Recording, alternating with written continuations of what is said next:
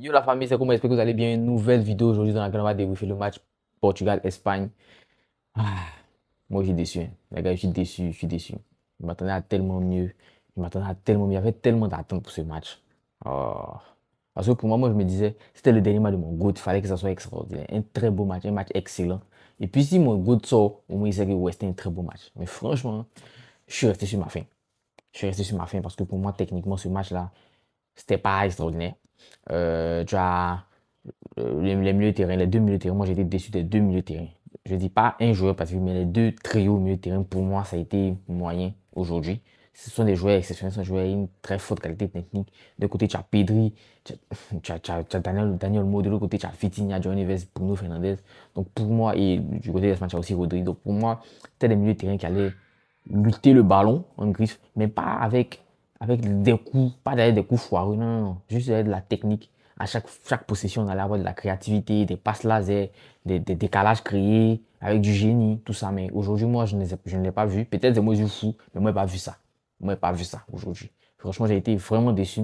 Du côté du Portugal, moi, j'ai été très déçu de Bruno Fernandes. Mais j'ai l'impression qu'à chaque fois que le Portugal joue, on se trouve déçu de Bruno Fernandes. Moi, je trouve. À chaque fois que le Portugal joue, on a ce sentiment-là où, où on se dit il pouvait faire mieux. Alors que Bruno Fernandes en club, c'est le meilleur passeur sur une saison de Premier League. Il a claqué 20 passes décisives en Premier League cette saison. Derrière lui, tu as João Neves et Vitinha.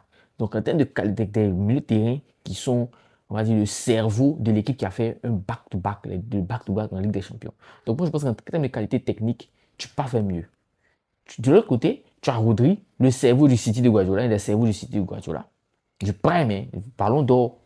Tu as Pedri, qui lui est le génie du Barça, le cerveau du Barça, au milieu de terrain. Et dernier mot qui est cette touche de créativité, cette touche de folie qui est censée apporter, je veux dire, qui est censée faire la dernière passe pour décaler ses attaquants, tout ça. Mais malheureusement, j'ai été très déçu. Je dis les deux milieux de terrain, moi, ils m'ont déçu. J'ai pas vu ce que je voulais. Je voulais voir des décalages, de la qualité technique, tout ça. Mais malheureusement, j'ai trouvé qu'il y a eu trop de déchets techniques pour des joueurs de ce niveau-là. Et ça a réduit, on va dire, la qualité du match. Parce que je trouve que dans les positions de balle, il n'y avait pas assez de risques qui étaient pris. Les deux équipes, bon, on prend le ballon, on tourne en rond, on tourne en rond, on tourne en rond. Comme je faisais quoi si, on prend le ballon, on se fait des pages jusqu'à ce que dès que quelqu'un tente quelque chose de différent, il perd le ballon, l'autre équipe la récupère. L'autre équipe récupère le ballon et ils font la même chose. Ils tournent, ils tournent, ils tournent, ils tournent, ils tournent. Quand on tente quelque chose, dès qu'on tente une passe incisive, une transversale, un ballon, on met quelqu'un en isolation, celui qui est mis en isolation, il perd le ballon. Donc c'était ça, des positions perte de balle, position perte de balle. Il y a eu très peu d'occasions dans ce match-là. Du côté de l'Espagne, franchement, Lamine Yamal, moi, il m'a déçu aujourd'hui. Parce que Lamine Yamal, comment je le vois dans le championnat d'Espagne, c'est un des meilleurs joueurs offensifs du monde. C'est un des meilleurs ailiers du monde. Avec Olysée, c'est le meilleur ailier droit du monde actuellement. Donc moi, je ne comprends pas pourquoi aujourd'hui, Lamine Yamal, ah si, comment ouais. En premier mi-temps, ouais, je comprenais, bien compris. C'est Nelson Semedo.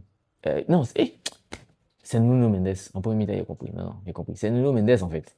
Parce que Nuno Mendes, les 60 minutes qu'il passe sur le terrain, franchement, il tabasse Lamine Yamal, hein, il le bouffe totalement. Lamine Yamal, il ne peut même pas passer en 1 contre 1.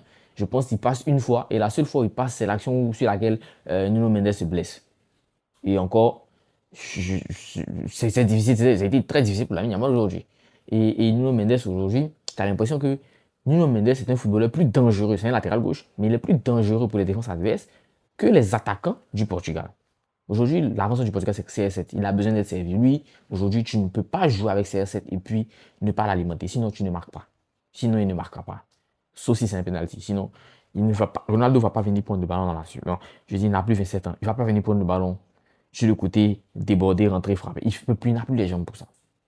Et aujourd'hui, malheureusement, il n'a plus les jambes pour ça. Donc, tout le monde sait qu'il n'a plus les jambes. Donc, qu'est-ce qu'on fait? Tout le monde attend dans la surface parce qu'on sait que c'est là qu'il est dangereux. C'est là qu'on va chercher à le trouver. Aussi, sur le volet, sur les ailiers, moi, franchement, Joao Félix, il fait une bonne entame et au fur et à mesure, il plonge. Au fur et à mesure, il plonge. Pedro Neto, pour moi, c'est une pile électrique. Il a la vitesse et c'est tout. Les choix de Pedro Neto, il va à fond et ses centres sont toujours mauvais. Je veux dire, soit il revient en arrière, il fait des passes en retrait. Franchement, j'ai été aussi déçu de toute l'animation offensive du Portugal. C'est-à-dire, la seule personne qui est pertinente dans toute cette animation offensive, c'était un défenseur. Pour vous montrer à quel point. C'était Nuno Mendes. Et malheureusement, Nuno Mendes se blesse à la 60e parce qu'il faut rappeler que Nuno Mendes, il envoie une frappe parce qu'il touche la transversale. Nuno Mendes se blesse à la 60e. Il n'y a plus rien. Au niveau du Portugal, il n'y a plus rien. Il n'y a plus rien. On joue plus. Il n'y a plus rien. On fait rentrer Semedo qui est sur son mauvais pied, j'ai l'impression, parce que je ne sais pas s'il est gaucher ou il est droitier, mais je dis, de visu, je pense il est droitier parce que de ce que je vois, franchement, Semedo, bon, il était là pour dépanner. On fait rentrer au Portugal, du côté du Portugal, toujours fait rentrer Léao. Monsieur, il rentre, la nonchalance incarnée, aucun impact. Il déborde pour faire des passes en retrait. Il fait n'importe Léao, franchement, même dans l'attitude.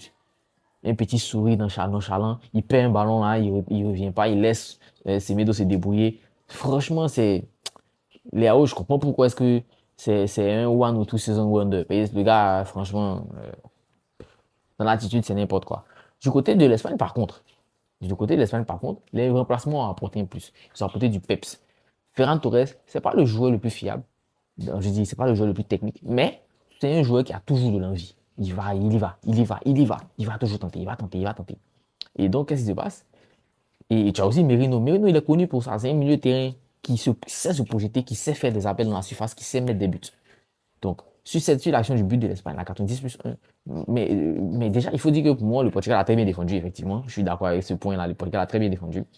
Mais malheureusement, sur l'action du but, tu as Ruben Dias, je crois, qui se fait aspirer. J'ai appelé ça une Kosonou. J'appelle cette manière de se faire aspirer une Kosonou. Parce que ça me rappelle le but de Imam Achouko, je veux dire, Égypte-Côte d'Ivoire. Donc, de la main, on a aspiré. Donc, ils ont aspiré Kosonou comme ça. Ils ont aspiré Ruben Dias aussi. Décrochage de Ferran Torres. Ils ont aspiré Ruben Dias. Merino qui passe dans le dos, il part en profondeur. La passe de Ferran Torres, elle est belle et en plus elle est intelligente parce qu'elle est entre les jambes. Entre les jambes du défenseur. Là, c'est mort. Si ça passe, c'est mort. Merino est devant le but. Il a juste, lui là, il n'y a pas de problème dedans. Il sait marquer. Il sait mettre des buts. Maintenant, il faut revenir. Moi, je pense qu'on doit revenir sur un point. Moi, je suis peut-être le plus grand fan du GOAT, de mon GOAT. CR7, c'est mon GOAT. Chacun a son GOAT. Moi, pas quelqu'un va dire, moi, chacun a qu'à prendre son GOAT pour avancer. Moi, CR7, c'est mon GOAT. Mais soyons réalistes. Est-ce que CR7 doit terminer ce match? Pour moi, non. Pour moi, non. Il est cramé depuis la 50 60e. CR7, il est cramé. Les courses, les appels de balle que CR7 fait en première mi-temps, il ne peut pas les faire après la partie de la seconde, il ne pouvait plus les faire. Il est cramé totalement. Pourquoi est-ce que Roberto Martinez aujourd'hui ne pense pas à faire rentrer Gonzalo Ramos? Je me dis, peut-être que pour lui, c'est un match qui est tellement équilibré qu'il va aller au tir au but. Donc, il veut garder son meilleur tireur, peut-être, je pense. Mais aujourd'hui, je pense normalement qu'un entraîneur ambitieux, un entraîneur qui pense à gagner, je veux dire, dans le temps réglementaire ou peut-être durant les prolongations, il fait sortir CR7. Parce que pour moi, malheureusement, le mec, il a 41 ans, frère. Il a 41 ans, c'est un avant-centre. Frère, arrêtons. Soyons réalistes. Quelqu'un qui était en poussée de démarrer en 2022 peut pas être en démarré poussé en 2026. Disons la vérité. Tchè. Malheureusement, c'est le Portugal qui paye. Je pense que c'est triste. C'est triste. Ronaldo, il finit sa... Bon, c'est triste en vrai. C'est une élimination. C'est juste que Ronaldo, il finit sa carrière sans gagner la Coupe du Monde. Mais franchement, pour un Portugais, je ne pense pas que ce soit un désastre complet de ne pas avoir gagné la Coupe du Monde dans sa carrière. Je pense que juste gagner l'Euro, c'est quelque chose de beau pour le Portugal. Et ils ont même fait de belles performances en Coupe du Monde. Ils ont joué un quart de finale, une demi-finale. Avec, bien sûr, CR7 dans l'équipe. Donc, je me dis, il ne faudrait pas que ce soit vu comme un échec pour le Portugal de ne pas avoir gagné la Coupe du Monde. Moi, je pense, pour la legacy de CR7, juste le fait de gagner un Euro des Ligues des Nations avec le Portugal, c'est beaucoup. Vu d'où il partait, en fait, vu, je dis, le pays d'où il vient. Donc moi, je suis vraiment fier de mon goût, content pour l'équipe d'Espagne parce que je me dis, ça va nous emmener normalement, ça nous emmènera à une demi-finale France-Espagne. Si tout se passe bien pour ces deux équipes-là, je pense que c'est une demi-finale France-Espagne. Et donc, on aurait un classique, un remake de la demi-finale de l'Euro 2024, une revanche. Et cette fois-ci, moi, je pense que ce sera plus compliqué pour l'équipe d'Espagne parce que la France, c'est beaucoup plus solide qu'en 2024 actuellement et c'est beaucoup plus confiant. Donc, ça peut s'avérer difficile pour l'équipe d'Espagne. Donc, voyons où cela nous mène et puis merci d'avoir suivi la vidéo. Du côté du Portugal, bah, c'est la vie, hein. C'est la vie, les gars. Les fans de CR7, c'est la vie. Joe. Merci d'avoir suivi la vidéo. N'hésitez pas à liker, partager, abonnez-vous, les gars. Abonnez-vous. Ici à 396, toujours. Abonnez-vous. Peace.